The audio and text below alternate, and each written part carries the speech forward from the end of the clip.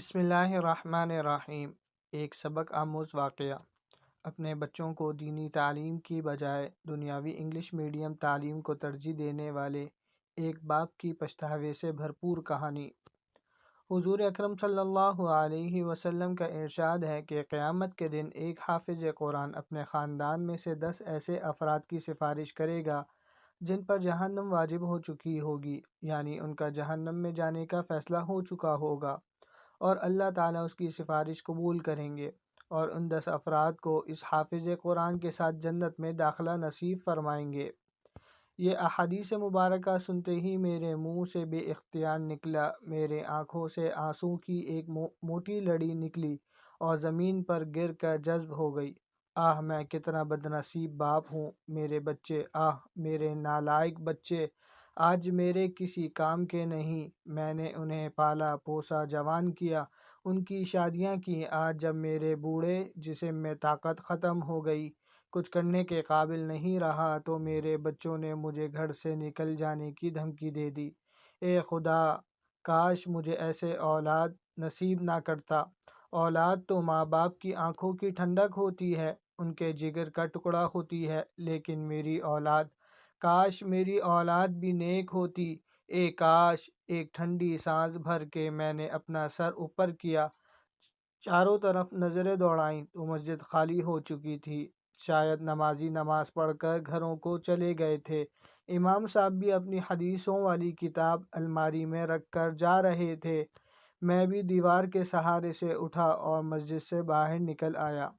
گھر پہنچ کر میں سیدھا اپنے کمرے میں چلا گیا۔ میری آنکھوں سے آنسو جاری تھے جو کہ ختم ہونے کا نام ہی نہ لے رہے تھے۔ ایک غم تھا جو کہ اندر ہی اندر مجھے کھائے جا رہا تھا، ایک چوٹ تھی جو کہ مجھے سے برداشت ہی نہیں ہو رہی تھی۔ کاش کہ میں نے اپنے بچوں کو دینی تعلیم سے بھی روشناس کرایا ہوتا، کاش انہیں دین اسلام کی کچھ باتیں ہی سکھا دی ہوتیں، انہیں زندگی گزارنے کے کچھ طریقے ہی سکھا دیے ہوتے تو شاید میرے ساتھ یہ حال نہ ہوتا۔ ہاں، غلطی میری ہی تھی، میں نے انہیں شروع سے ہی شہر کے اونچے اور انگلش میڈیم اسکول میں داخل کرا دیا تھا۔ ان کا سارا نصاب تو انگلش میں ہی تھا، ماحول بھی انگلش والا تھا، گویا جیسے اردو لکھنا پڑھنا جانتے ہی نہ ہوں۔ بڑا بیٹا تھا جو تھوڑی بہت اردو سمجھ لیتا تھا، چھوٹے کو تو بالکل ہی نہیں آتی تھی۔ گھر میں وہ میرے ساتھ بھی انگلش بولنے کی کوشش کرتے، لیکن میں ان کو جواب اردو میں ہی دیتا تھا۔ کتنا فخر تھا مجھے اپنے بیٹوں پر، جب وہ انگلش بولتے تو میرا دل خوشی سے لبریز ہو جاتا اور میں جھوم جھوم کر ان کی اور زیادہ حوصلہ افزائی کرتا۔ مجھے اچھی طرح یاد ہے کہ ایک دفعہ میرے چھوٹے بیٹے نے مجھ سے انگلش میں میرا حال احوال پوچھا تو میں نے خوشی سے اسے گلے لگایا اور ایک چھوٹا سا انعام بھی دیا۔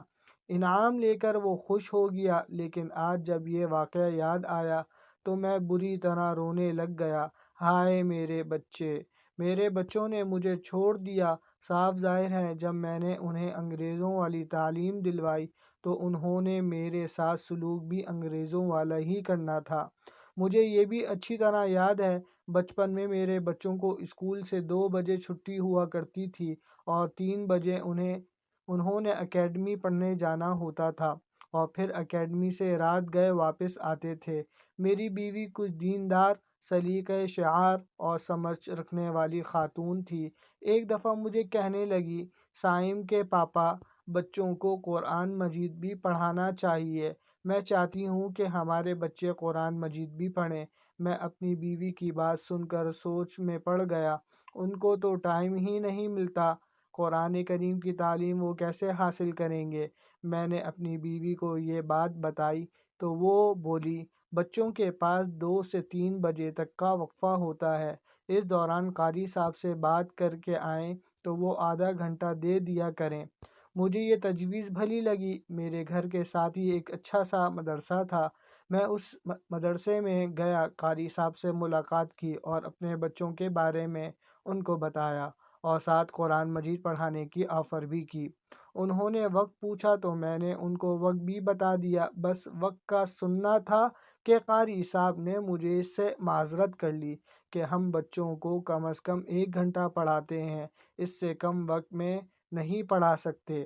میں قاری صاحب سے آدھے گھنٹے پر ہی اصرار کر رہا تھا، لیکن جب وہ نہ مانے تو آخر تنگ آ کر انہوں نے مجھے کچھ ایسی باتیں کہیں جو کہ آج مجھے شدت سے یاد آ رہی تھی۔ کتنی سچائی تھی ان کے کہتے ہوئے ایک لفظ میں، کتنی مٹھاس تھی ان کی باتوں میں، ان کی زبان سے نکلا ہوا ایک ایک لفظ ثابت ہو رہا تھا۔ کاش میں نے ان کی باتوں پر تھوڑا سا عمل کیا ہوتا، ان کی باتوں کو ٹھنڈے دماغ سے سوچا ہوتا۔ جی چاہ رہا تھا کہ دوڑ کر جاؤں اور ان کے پاؤں چوم لوں، لیکن اب تو وقت گزر گیا تھا۔ قاری صاحب وقت کے ساتھ ساتھ خود بھی گزر گئے تھے۔ میں غم سے نڈھال ہو گیا، اپنے آپ کو ہلکا کر لیا تھا۔ ہاں، واقع قاری صاحب نے ٹھیک کہا تھا کہ دنیاوی تعلیم کو تو دیں آپ 12 گھنٹے اور دینی تعلیم کو صرف آدھا گھنٹہ۔ کامیاب انسان تو وہی ہے جس کے پاس دونوں تعلیمات ہوں۔ جتنا وہ دنیاوی تعلیم حاصل کرنے میں لگا رہتا ہے، اتنا وہ دینی تعلیم کو بھی حاصل کرے۔ آپ نے اپنے بچوں کو انگلش اسکول میں تو داخل کرایا ہوا ہے، بے شک آپ اپنے بچوں کو اچھی تعلیم سے روشناس کرا رہے ہیں، لیکن یہ تعلیم تو اس وقت تک ہمارا ساتھ دے گی جب تک ہم زندہ رہیں گے۔ مرنے کے بعد تو قبر میں صرف دینی تعلیم ہی کام آئے گی۔ کل جب ہم مر جائیں گے تو ہمارے بچے ہمیں قرآن کریم پڑھ کر ایصال ثواب تو کر سکیں گے، ہمیں کفن پہنا کر دفن تو کر سکیں گے۔ کتنے بد نصیب ہوں گے وہ والدین جنہیں مرنے کے بعد بچوں سے کوئی فائدہ نہیں پہنچے گا۔ بچوں کو ان کی نماز جنازہ پڑھنے کا طریقہ نہیں آتا ہوگا، انہیں یہ بھی معلوم نہ ہوگا کہ ہم نے اپنے والدین کو قبر میں کیسے اتارنا ہے، انہیں کیسے نہلا کر کفن پہنانا ہے۔ زندہ ہونے کی حالت میں بھی میرے بچوں سے مجھے کوئی فائدہ نہیں، بعد مرنے کے کیا ہوگا؟ قاری صاحب کی باتیں میرے دل پر تیر بن کر چبھ رہی تھیں۔ آج مجھے معلوم ہو رہا تھا کہ قاری صاحب نے وہ باتیں میرے فائدے کے لیے ہی کہی تھیں۔ اس وقت تو میں نے قاری صاحب کی ان باتوں پر توجہ ہی نہیں دی تھی، ایک خیالی ذہن جیسی باتیں سمجھ کر واپس آ گیا تھا۔ اگلے روز میں پھر قاری صاحب کے پاس نہ گیا۔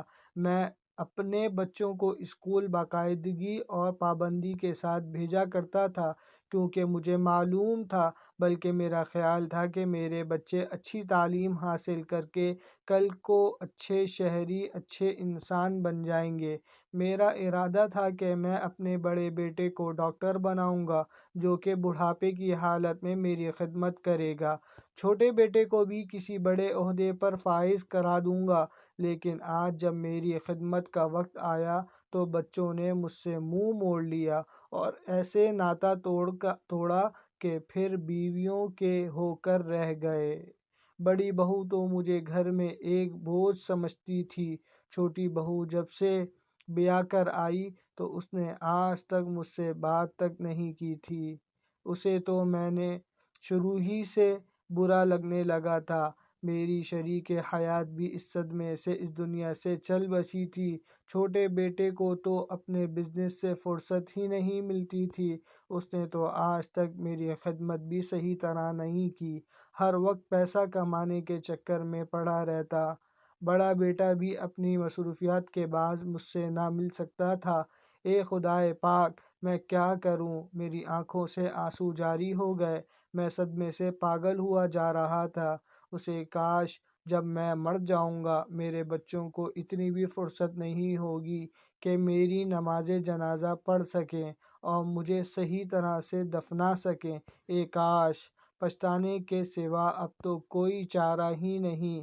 وقت تو گزر گیا تھا، مجھے بار بار وہ احادیث مبارکہ یاد آ رہی تھیں جو کہ میں نے مسجد میں سنی تھیں، جس میں یہ ذکر تھا کہ قرآن مجید پڑھنے والا شخص جس پر وہ عمل بھی کرے، اس کے والدین کو قیامت کے دن ایسا تاج پہنایا جائے گا جس کی روشنی سورج کی روشنی سے زیادہ ہوگی۔ آہ! کتنے خوش نصیب ہوں گے وہ والدین جن کے بچوں نے قرآن مجید پڑھا ہوگا، اسے یاد کیا ہوگا، اس پر عمل کیا ہوگا۔ میں ہی بد نصیب ہوں جو کہ اپنے بچوں کو قرآن کریم نہیں پڑھا سکا۔ آج ان کی یہ تعلیم میرے کس کام کی میرے بڑے بیٹے کا ڈاکٹر بننا میرے کس کام کا کہ میں بیمار ہو جاؤں اور وہ میرا علاج نہ کر سکے؟ چھوٹے بیٹے کا بزنس سنبھالنا میرے کس کام کا؟ مجھے تو آج تک یہ بھی یاد نہیں کہ اس نے مجھ پر کچھ خرچ بھی کیا یا کوئی مجھے پھوٹی کوڑی دی ہو، حالانکہ اس کا کاروبار کتنا وسیع تھا۔ کاش میں نے انہیں دین اسلام کی کچھ باتیں ہی سکھا دی ہوتی، انہیں یہ تو سمجھا دیا ہوتا کہ تاکہ والدین کی خدمت کرنے پر اللہ تعالیٰ نے کیا کیا انعامات رکھے ہیں، تو شاید آج میرا یہ حال نہ ہوگا۔ اے خدا مجھے معاف فرما، آمین۔ اگر آپ کو ہماری ویڈیو اچھی لگی ہے تو ہمارے چینل کو سبسکرائب کریں اور بیل کے بٹن کو پریس کریں تاکہ ہر آنے والی ویڈیو آپ کو بر وقت مل سکے۔ جزاک اللہ خیرہ۔